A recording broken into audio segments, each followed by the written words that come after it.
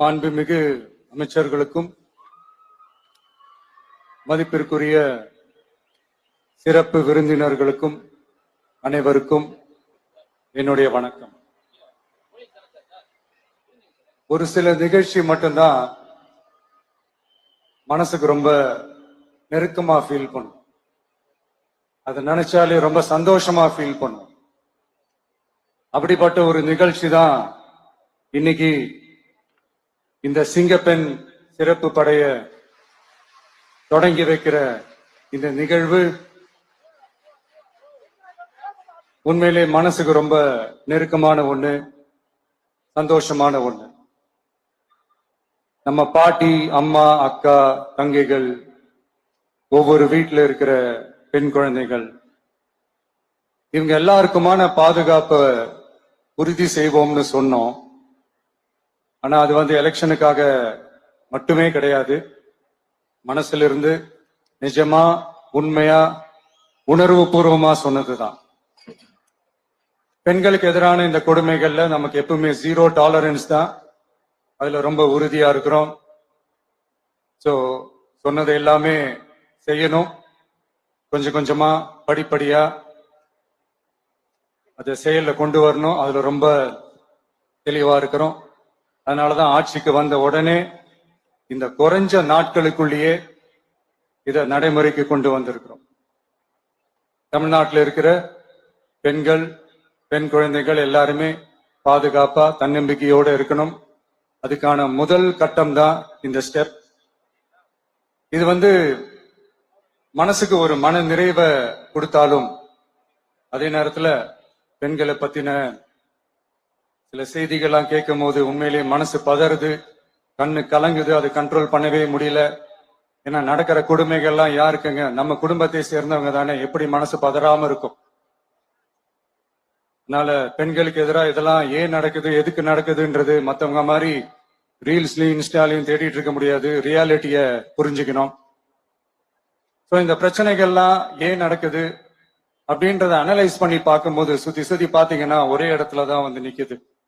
போதை பொருள் நடமாட்டம். அதை வேரோட பிடுங்கி எறியணும். இது 2026 போன மாசம் மே மாசம் 10ஆம் தேதி இந்த பிரச்சனை புதுசா முளைச்சு வந்துடல.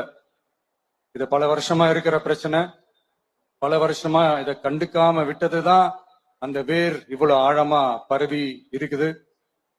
இத பல வருஷமா கண்டுக்காம விட்டது யாருன்றது நான் சொல்லிதான் உங்களுக்கு தெரியணும்னு அவசியம் இல்லை. அது உங்களுக்கே நல்லா தெரியும். இப்ப அதை பத்தி பேசியும் பிரயோஜனம் இல்லை. முதல்ல இந்த போதை பொருள் நடமாட்டத்தை வேரோட பிடுங்கி எறியணும். அப்படி எரிஞ்சாதான் இந்த பெண்களுக்கான இந்த சேஃப்டி ரொம்ப ஸ்ட்ராங் ஆகும். இது ரெண்டுமே ஸ்ட்ராங் ஆனாலே ஆட்டோமேட்டிக்கா சட்டம் ஒழுங்கும் சரியாகும். இந்த 3 விஷயம் சொன்னல, இந்த போதை பொருள் நடமாட்டம், பெண்களுக்கு எதிரான இந்த கொடுமை, இந்த சட்டம் ஒழுங்கு, இது 3மே ஒண்ணுக்கு ஒண்ணு இன்டர்லிங்க்ட் தான். இதுவும் இப்ப புதுசா வந்த பிரச்சனை கிடையாது. பல வருஷமா இது இன்டர்லிங்க்டா தான் இருக்குது. இதெல்லாம் ஏன், எதுக்குன்றது இப்ப முக்கியம் இல்லை. இது எப்படி சரி செய்ய போறோம்ன்றதுதான் முக்கியம். பட் அதே நேரத்துல இன்னொன்னையும் நம்ம மனசுல எடுத்துக்கணும். இந்த பெண் குழந்தைகளுக்கான இந்த பாதுகாப்பு இது வெறும் சட்டம் ஒழுங்கு சம்பந்தப்பட்டது மட்டும்தானா அப்படின்னு கேட்டீங்கன்னா இல்ல. இது சமூக ஒழுங்கும் சம்பந்தப்பட்டிருக்கு. சமூக ஒழுகல தனி மனித ஒழுங்கும் சம்பந்தப்பட்டிருக்கு. தனி மனிதன் ஒழுங்கா இருந்தாலே அந்த சமூகம் தன்னால மாறும். ஒரு கட்டுப்பாட்டோட, ஒரு பொறுப்பா இருந்தாலே இது மாதிரி பல பிரச்சனைகளை நம்ம கண்ட்ரோல் பண்ணலாம்.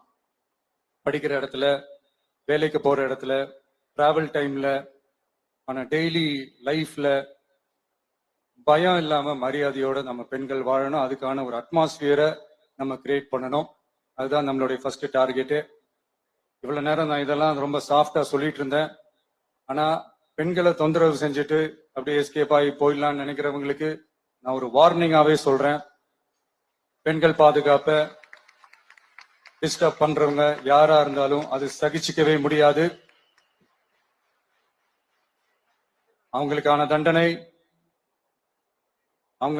தண்டனைக்கான அந்த நடவடிக்கைகள் எல்லாமே போலீஸ் டிபார்ட்மெண்ட்ல இருந்து ரொம்ப கடுமையான ஒரு தண்டனையா இருக்கும்.